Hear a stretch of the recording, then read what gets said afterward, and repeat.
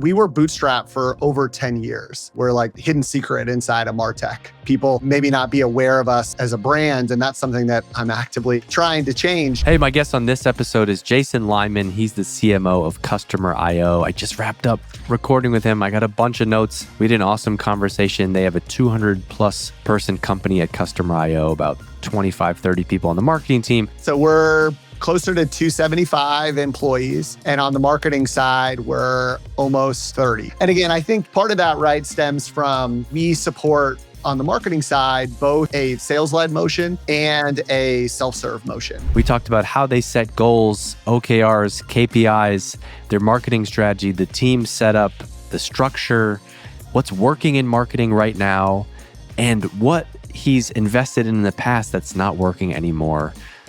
It might be SEO. It might have to do with AI. First and foremost, we have good clarity around what are our North Star metrics and what are our kind of OKRs for the quarter. We try to look at decision-making through what do we need to prioritize to support our kind of commitments across those areas. So it tries to take the emotional side out of it versus we try to think holistically as a team of what's the most important to help us achieve those goals. We talk about why meeting in person is so important, why events are back so hard right now in marketing. If you're a B2B marketing leader and just want to get inside of a high-performing company with a top CMO, you're going to like this conversation. I got all these notes to prove it. Here's my conversation with Jason Lyman. 1, 2, 3, 4. Exit.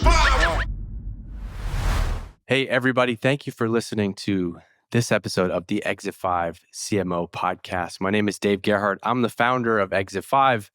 Host of this podcast. I used to be a marketer, Jason, in my past life. Now I'm just a thought leader now. I don't really do any marketing anymore, but I get to talk to the people who are. I get to talk to people like you on this podcast, and I'm super excited to have you here today. This is my guest, Jason Lyman. He is the CMO of Customer IO. Jason, thanks for coming on the podcast. Dave, thanks for having me. I'm super excited to chat more. All right. So first of all, people who don't know Customer IO, give me the elevator pitch for who you all are and what you do. Yeah, so Customer IO is a customer engagement platform that helps marketing teams build campaigns and journeys that engage and convert.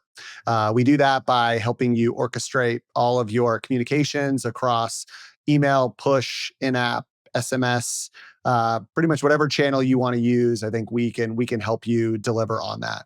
I think we're really unique in that we take a very data-driven approach to kind of supporting those efforts. So we help you leverage your first-party data to really drive campaigns that are contextual and adaptable based upon how customers are engaging with your brand. So we have well over 7,500 customers today. We support companies large and small, and we're here to help.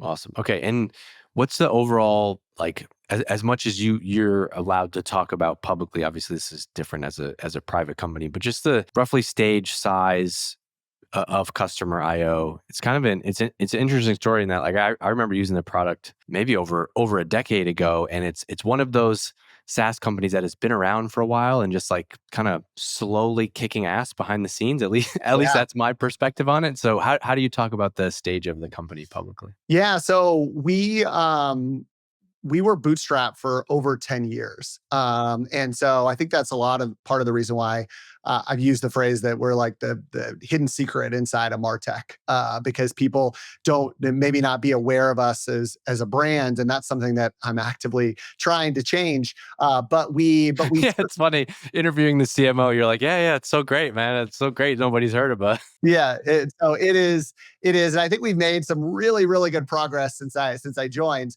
But we took some investment from Spectrum Equity about 2 years ago, which has really helped us kind of accelerate our growth and our ability to really invest in the platform and our marketing, and really add sophistication to our broader go-to-market. And so while I can't get into the like nuts and bolts of revenue, I think to use kind of existing terminology, we're probably closer to like a Series C or Series D type of company as far as kind of scale and growth. And so hopefully that helps to kind of put it in perspective for folks. So we are very much not a a startup. We are a kind of mid-stage, maturing business that still has a ton of kind of upside and potential. Yep. I guess I used to always ask like how many people are at the company, and then now it's like these new startups are like, we have 6 employees and we've done 7 billion in revenue. So I guess Yeah. it doesn't. But my sense is like, let me just guess, like 200 employees and 12 people on the marketing team. So not too bad. So we're closer to 275 employees. And on the marketing side, we're almost 30. We're probably like 30. Wow. 20, Okay. That's fun. 27, 28. And again, I think part of that, right, stems from, we support on the marketing side both a sales-led motion and a self-serve motion. And so given that we have this dual go-to-market approach, our marketing team is maybe a little bit bigger than you maybe had expected. Yeah, I mean, what do I know? I don't know. Like I said, I'm a thought leader. I'm not in the funnel. I'm not at all the events, but 20, 27, 28 marketers on a company of 275, that is I'm not a math guy, 10%.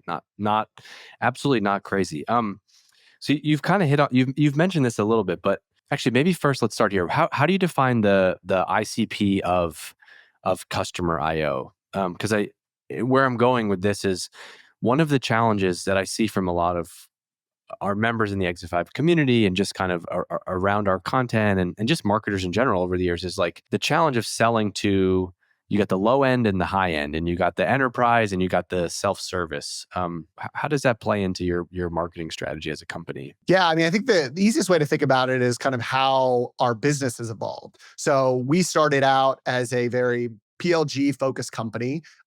Naturally, we tended to support, very small businesses to small businesses.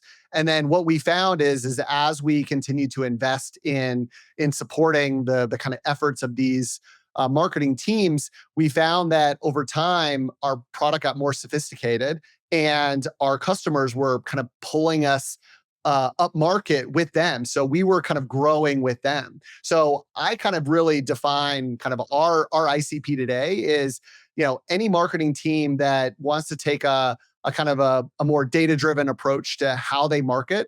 We could support companies of a couple thousand employees, but we also are approachable for those smaller, even startups that are just kind of getting going.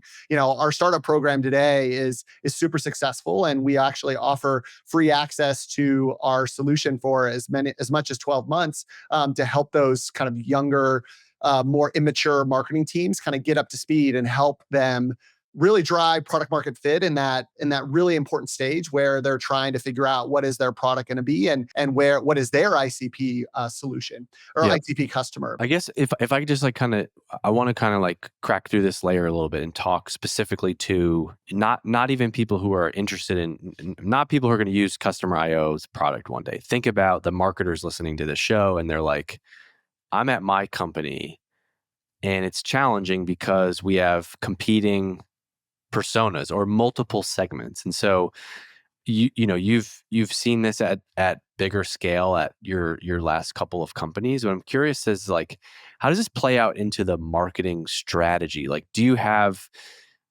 there different segments of the business that marketing has goals around, revenue and pipeline around? Because I was at a company one time and one of the challenges was we traditionally kind of had a lot of inbound demand from smaller businesses, and then the gravitational pull of the company was to go up market. And then so much of the marketing goals and the things we're doing in marketing actually were supporting the wrong audience, and it created a lot of tension and friction inside of the company. And so I'm always interested in hearing from marketing leaders as to like, how do you set up the org to be successful? Is it quite literally, we have a goal for this channel and this segment and they're responsible for filling it? Do you have shared resources? I'm just kind of curious, like on the marketing strategy side of things, how you would explain some of how the inner workings are there. Sure. So at Customer IO, we've kind of tried to design our org to support both the kind of broad user journey that companies kind of go through as they engage with us, as well as the kind of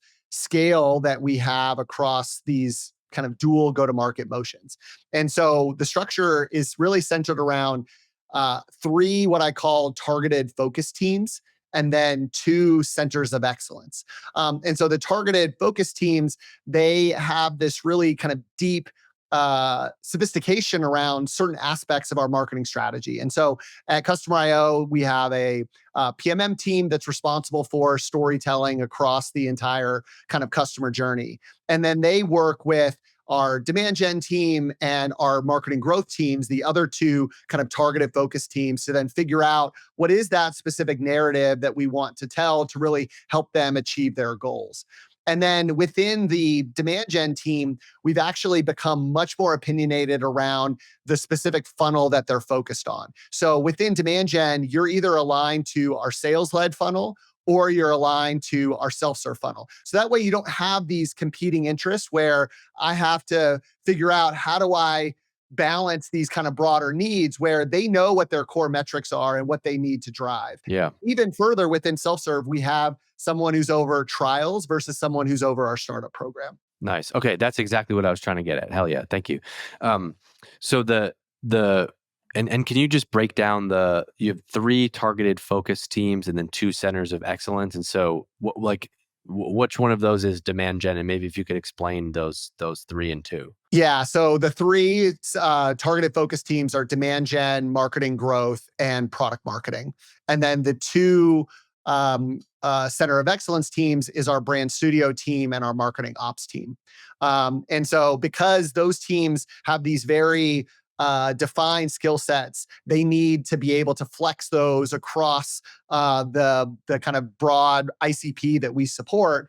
And in some ways too, like they're responsible for driving that kind of consistency across so that we don't over rotate towards supporting one aspect or the other. Because clearly when people make requests of those teams, like they want it to be optimized for their specific goals and metrics. And so they're kind of the countermeasure, if you will, to make sure that we don't lose sight of our brand guidelines or that we don't, overinvest in a certain funnel at the expense of another one. Nice. Okay, that's really useful. And I love the model of like even just the framing of them, like this, the centers of excellence, like we have creative and brand that sit across the whole thing and support each team. I just saw this question come up today, so I'm curious if you have an answer to it. But how do you manage the request, or how does the creative and brand team in your org?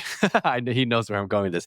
How do they manage the request? Because it's like it's always the most burning thing for that team. And I have yet to find a great system to do this other than we used to call it, don't get me in trouble for this. We used to call it drug deals. And so whoever could be better at the drug deal was like, I'm super tight with the designer. So like this, I'm going to get her and we're going to get this thing done behind the scenes. Yeah. And so this problem is not unique. I think everybody has to kind of figure out the best way to solve that. I think the way that we try to do it at Customer IO is, first and foremost, we have good clarity around what are our North Star metrics and what are our kind of OKRs for the quarter. And so we try to look at decision-making through what do we need to prioritize to support our kind of commitments across those areas. So it tries to take the emotional side out of it versus we try to think holistically as a team of what's the most important to help us achieve those goals. And then honestly, we have a weekly sync where the kind of leaders of those targeted focus groups are meeting with the brand studio team or the marketing ops team, and they then debate what is the prioritization for the week, looking at it through that lens of what's needed to help us achieve our goals. And so that's where the kind of push and pull kind of comes and avoids, you use drug deals. I use like who bangs the table the loudest. Like that's typically like how I've described it is I don't want to get into a world where that becomes what drives our decision making. And so if we have this North Star that we're going towards, it takes the emotion out of it. And then it allows us to make more data-driven decisions or more kind of evidence-based decisions versus emotional decisions, which is I feel like where you get yourself into trouble. And then you find yourself kind of over-rotating into, over-investment in areas of your marketing strategy that probably are not optimal. Yeah, totally. That's super helpful. You mentioned whoever bangs the table the loudest. Something that I think about, even with my own small and growing company now, is, and I think something that I struggled with as a marketing leader is like each team has goals, and so your demand gen person, you mentioned demand gen, growth, product marketing, brand, ops, right? Each one of those teams has their own goals, but what makes a great team is like when you have people kind of all rowing in the same direction, and even though somebody might serve the small business side of the funnel versus enterprise, like I want people on the team that are really never going to say like, oh, that's not my job, and so I'm just going to let that thing, I'm not going to help figure that out. Do you have a way? Have you found a way to solve for that? Like a mentor of mine has said, like, he didn't believe in. He used to be the CMO of HubSpot, was a great marketing leader there. He didn't believe in like individual bonuses. The bonuses on performance should be based on the company goals. How do you incentivize the team in those scenarios to do what's right for the business, so the business can win and say, yeah, you know what, actually, it's okay if we prioritize this other team's thing. It's going to make my week different, but I'm down to prioritize that. Yeah, I found that aligning a measure of success around a handful of North Star metrics is like a great way to accomplish that. And typically, those North Star metrics are cross-functional in nature, so they don't have this incentive where it's one team that is kind of only thinking about that. And I think part of it too is like, is everybody talking about those metrics in that same way? So I have a really great revenue partner. John's the CRO of Customer IO, and he and I work really, really well together. And one way we try to foster that across our teams on the sales-led side, for instance, is we talk about sales pipe, like we talk about pipeline broadly across the kind of go-to-market motion. So we never talk about, well, how much of that is marketing source versus how much of that is outbound versus how much of that is partner, because that's where you get into these like confrontations where you're arguing about attribution, you're self-interested in trying to kind of hit that overall target. And so it's not that we don't monitor those and we set goals for those, but in the end we gauge success on, did we hit the overall revenue or the overall pipeline number? That's the most important thing. And then we use the underlying metrics to drive some of our decision making around changes that we need to make. But I think that by anchoring everybody on that higher level North Star metric, it avoids some of that that confrontation that might exist and drives the right incentives. And I think you can use that across in a variety of different ways, depending on how you work with your respective cross-functional partners, or how you structure incentives, or how you structure kind of recognition, and making sure that you're rewarding people that think about that holistic company first approach versus being so anchored in their personal goals and kind of aspirations, or even their departmental kind of goals and aspirations. You mentioned the OKRs. So that's the method. I like to ask people what kind of goal setting methodology they believe in. For you all, it's OKRs. Yeah, so we use two. We have KPIs and OKRs. So KPIs are kind of those, let's call them can't miss metrics. Like these are the ones where if you don't get 100% attainment, it's a fail. And so Give me some of those as you go through it. What are some examples of those? So an example on the KPI side is very much like, your revenue target, like for the company. This is your churn rate. This is your logo retention rate. Like all things that are really designed to assess the kind of health of the business. There also tend to be metrics that are harder to move in the short term. So they tend to have a more kind of slower evolution and kind of a longer term focus. What would be an example of that? Well, I think that, you can do like churn rate, I think is like kind of one of those, because the reason why people decide to churn, it's not because of like a thing you did in that month related to the product. It's the experience that they had over the course of their subscription that caused them to feel as though they needed to make a switch. And so that's something that you can't really dramatically change within, a week or a month or even a quarter. And so that's why it serves better as kind of a KPI. And it's also just a good indicator of a certain stage in that kind of customer journey. Because I think in the end, the best like KPIs are the ones that they span all different stages of the funnel. So you're not over rotating too much towards, the upper funnel or the mid funnel. And so that I think is one way to capture that. So like the KPIs that stand out to me would be like, ARR, net expansion, NPS, logo retention rate, like some type of like partner or product health metrics. So like a customer IO, like one of our KPIs is the number of like active message sending accounts, because messaging is the core way that we deliver value. So it's like what % of those accounts are sending on a weekly, monthly, quarterly type of basis. So those to me are like good examples of KPIs that again fall in that bucket of 100% you don't want to miss. And then OKRs are designed for you to stretch yourself and to push your team. So you want OKRs to be more aspirational. And so I consider, OKR to be green if it is, 85 or 90% of the target, because you set something that was really going to push you. And if you don't quite get there, but you make really, really good progress, to me, that's still success, because you want to create this incentive for your team to be aspirational in their efforts and really pushing the limits of what they believe they can do within the kind of time frame. And so OKRs are a really great complement to that kind of KPI construct, and ensures that the team is really operating at its kind of highest level of efficiency. And do those OKRs, like you mentioned, you and the CM, you're the CMO, the CRO, you two have a good relationship. Do those OKRs come from first the management team, executive team is setting goals for this year, this quarter, and then you're going to kind of read them out to your team, and then you're going to go set OKRs based on those? Yeah, so OKRs work best when it's a cascade. So we have company level OKRs that, again, we believe if we execute on those, will deliver against the KPIs. And then those company level OKRs are then effectively the kind of North Star that we use to build our quarterly marketing OKRs.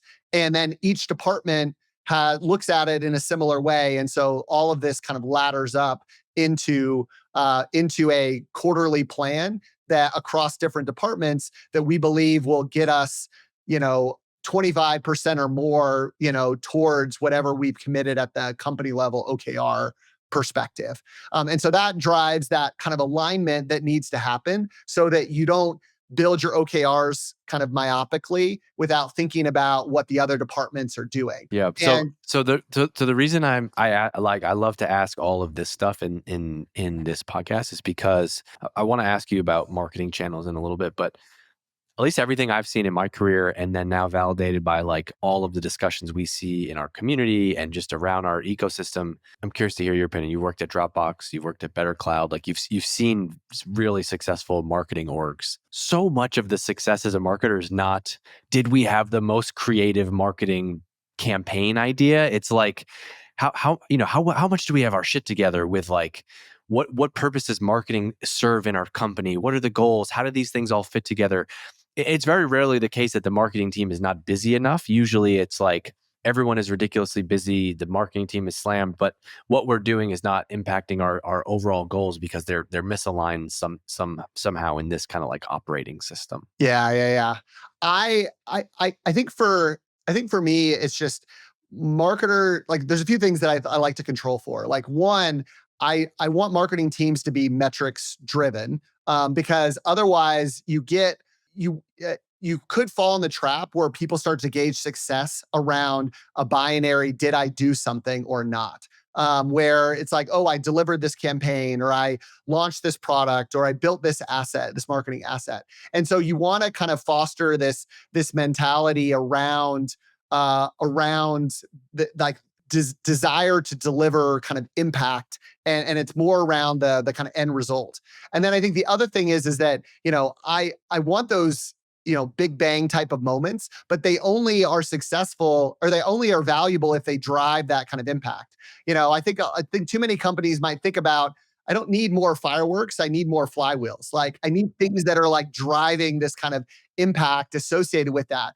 And so if you find something that is more of a firework, that's great. Maybe that's like a beachhead to then figure out how you then make that more consistent and more a part of your kind of ongoing overall marketing strategy. And so I think that you have to balance those needs, but I'd rather balance them in that data-driven approach and then work back with things that might feel a little more out of the box versus starting with the kind of out of the box things and then throwing a bunch of stuff against the wall and then it not working. Like that's the quickest way to get fired. I like I think for me, it's a much more thoughtful, it's a much more analytically driven approach, but it doesn't preclude you from like doing experimentation. It's just done within this like context of, this is the metric that we're trying to drive. And so then this is the experiment, or this is the big moment that is a little bit questionable, but we're willing to do to try to see if it creates this above average impact for us. That's really, really, really well said. That'll be useful to a lot of people.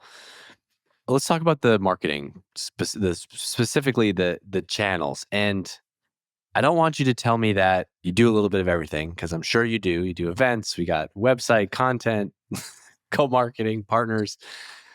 What it is, what is Q3? Q2. Q2. Q2 2025, we're recording this. I want to know, like, what are the channels that are driving growth for you today that are exciting, that you're going to invest in? Maybe it's new stuff, maybe it's tried and true stuff, and then maybe pair that with what's something that worked 10 years ago in one of your last jobs, but is not working as well today. Yeah. So as far as like channels that I think are performing really well that I'm super excited about, first and foremost is events. I think that events are helping us build like real relationships. I think it's something that honestly buyers are kind of craving. We're realizing that you need that trusted relationship before there's that desire and belief to want to engage with the vendor and learn more about them. And so when we see prospects that meet the team, when they hear from our customers and how they're using the product, it builds way more conviction. I found that like our customers are our best salespeople in a lot of cases because it's very authentic. Like they're coming, they're talking about their own personal experience, their own pain points, how our solution is solving it for them. And that in turn has really just opened up a brand new kind of avenue and angle. And it's not that events, went away, but obviously with COVID, it kind of got forgotten a little bit. And now people are realizing this needs to be a core part of a marketing team strategy. And so we've seen a ton of success with that. And so first of all, like retweet, could totally agree. The thing that I've been saying a lot lately is like, I think things are going in kind of two directions. There's like the AI side of the world, and I'm being dramatic, hyperbole, but like everything is going to be automated. Just ask ChatGPT for your answers. And then there's this other side, which is like, I think we as humans, we want to get out, and we want to meet people. We want to, like, both of those things are coming true. We've seen it in our business, in my personal life. I want to hang out more in person than I did before. And so I think there's something there. Any insight for others on, like, I think if I'm listening to this, I'm like, that's cool. I believe you, events work. But what has been working? Is there a specific type of event that's working for you? Because it's almost like how I feel about webinars. It's like, I don't think webinars are dead. I think probably the content sucks and the offer sucks, and that's not what's working. If you're just due to customer IO roadshow and you're just going to talk about your product at all these different places, that might not be the way. Have you found a little bit of an event playbook that's working, or something you want to do more of? I think we're trying to avoid just running what is traditionally been called an event. So we've experimented with, I would say, just formats that are a little bit different and unique. So one thing we're doing in London at the end of the month, we call it it's a listen more event. What we're doing is we're going to have somebody come and actually it's going to be a musician. They're going to play, and so it gives them kind of a reason to come, but it's not like there's a pitch. It's not like somebody's getting up there and pitching them about it. It's literally us gathering like-minded people together to have casual conversations and then be entertained by a really great musician. And it's going to be a mix of our customers and prospects and people that honestly just don't know us, but are interested in networking with other professionals. And that's not something other brands are doing. And so, we've pushed the envelope in like with virtual events. Like 2 weeks ago, we ran a Bob Ross webinar where we had our 3 presenters paint while they were talking about deliverability, email deliverability. And it was just one of those things where it wasn't 3 heads on a webinar with slides that were talking about it. It was, you were engaging with these people. They were it was very casual. It was very kind of open-ended.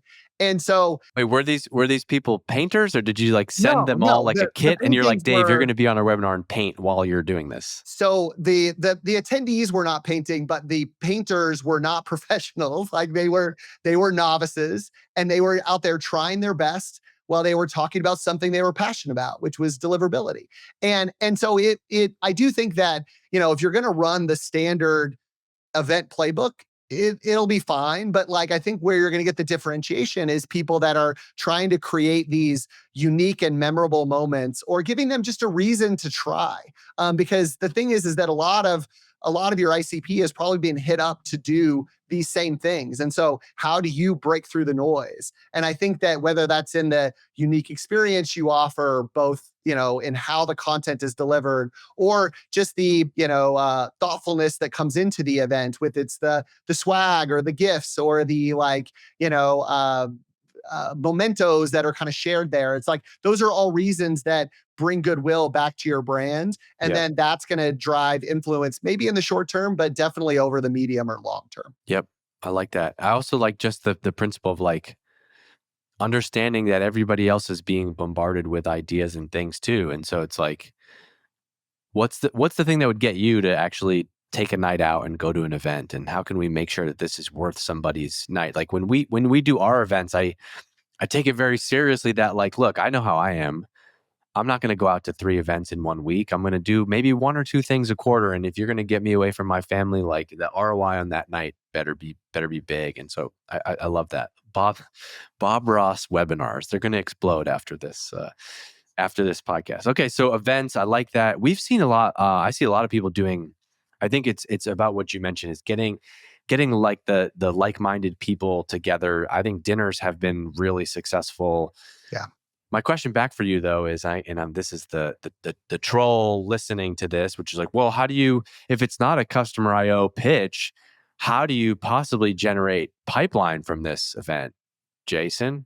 I mean, I think that, this is maybe a little bit of where too the blocking and tackling happens, right? Like, an event without like strong follow-up from the sales team is always going to be a failure. So I think part of this is, one, developing like a good rhythm around how you're working with your SDR team to making sure that follow-up is kind of taking place post-event, and not letting any of those potential leads kind of slip through the cracks.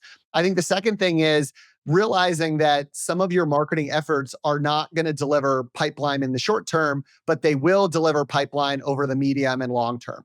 And I think that it's easy when you, especially if you lean very heavily on a digital marketing focus now, you're used to that kind of dopamine hit of, if I invest X amount in SEM, I'm going to get X amount of leads or pipeline back. Like that needs to be a core, that needs to be a part of your marketing strategy. But as you get bigger and as your goals get bigger, you need to take a more of a portfolio approach. And so realize that some of these things will have value, but it will be over the longer term. So work with your cross-functional partners, with your sales leaders, with your finance person, letting people know that your strategy is going to play out over 2, 3, 4 quarters, and just make sure you have the right measurement in place so that you can then come back and book those wins when that pipeline does come in the future. And it all accrues back into this kind of broader approach that you're taking. All right. I like events.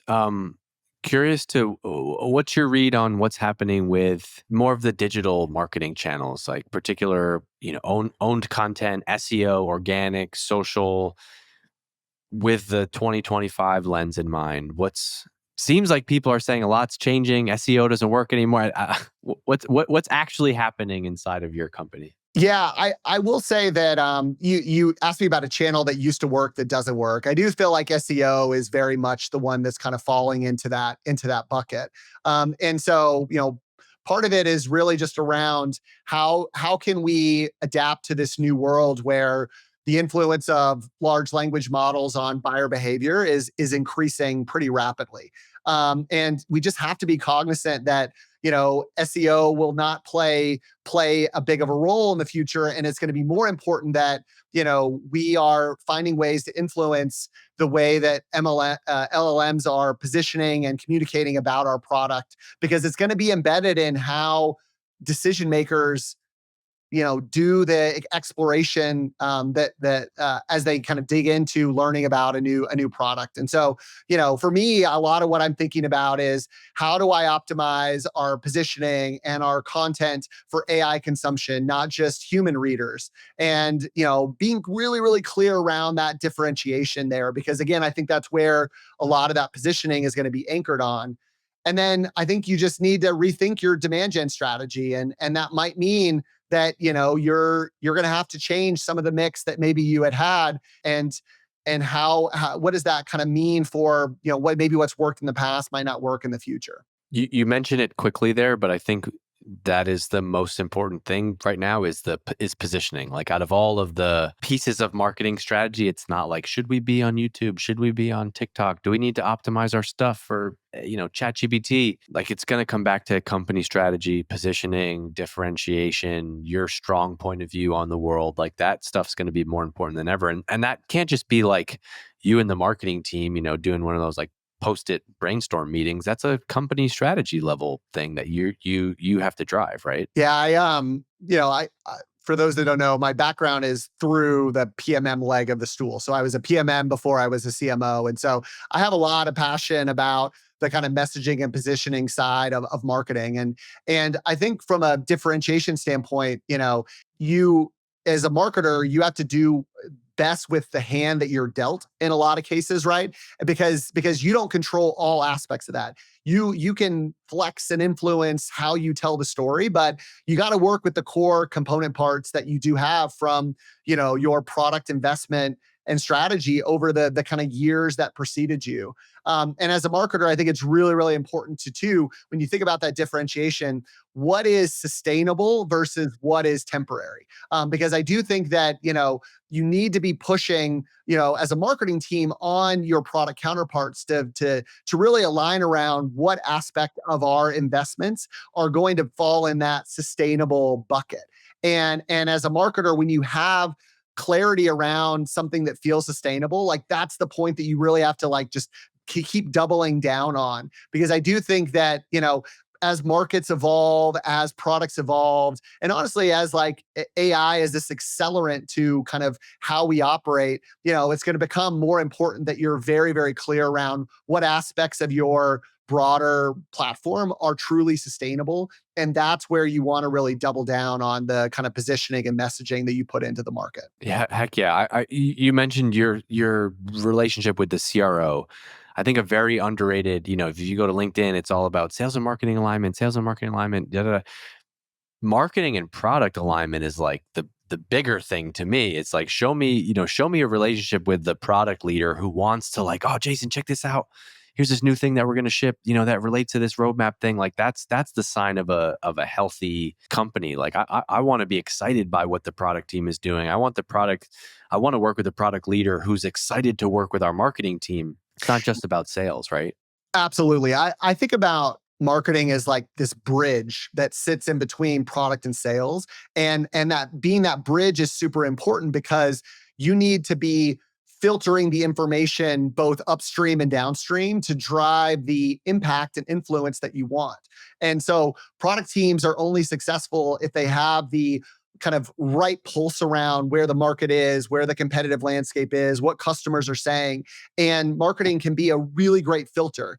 To use terminology I used before, sales reps like to come and bang the table to be the loudest person to say, I need this feature, I need this thing. But you as a marketer, you have to be the one that validates that for them, because you need to understand where, what is the signal versus the noise that you're seeing. And then vice versa, as product is, you've influenced and you've help product really understand where the strategy is and where it's going, then you as a marketer need to enable your sales teams to tell this really impactful kind of vision of where the product is going. Because for a lot of buyers, yes, they're buying what's on the truck, but they're also buying in your ability as a company to deliver on the evolution of the product that's necessary for them to continue to be successful. And in a world where AI is becoming so ingrained in how products are developed, I think that piece is even more important because you're almost too buying in your belief that that product team is going to deliver the AI use cases and tools that are necessary to really get the most out of this solution as a part of their technology stack. All right, last question before I let you get out of here. Go back in your whole marketing career and today. I'm going to give you one wish. I'm going to be your genie, your little bald genie in a bottle. I'm going to give you one wish that you could solve any marketing challenge. What would it be? What's something that we just haven't figured out? Is it a lot of people say measurement? What would be your one wish for this genie? I think I would have complete access to the data that like a full overview of my customer and the data that helps define who they are and what they value. Because my belief is that if I have that data that drives my understanding of my prospect or my customer, then I can make my marketing extremely personalized, which I believe is going to drive the right engagement and activation that they're looking for. I can make my marketing adaptable. So as customers' preferences change or how they interact with my brand, that can then influence how I market to them in the future, which is going to make sure that my marketing is contextual to them. And then with that data, I can use all of the channels at my disposal to then meet them where they are.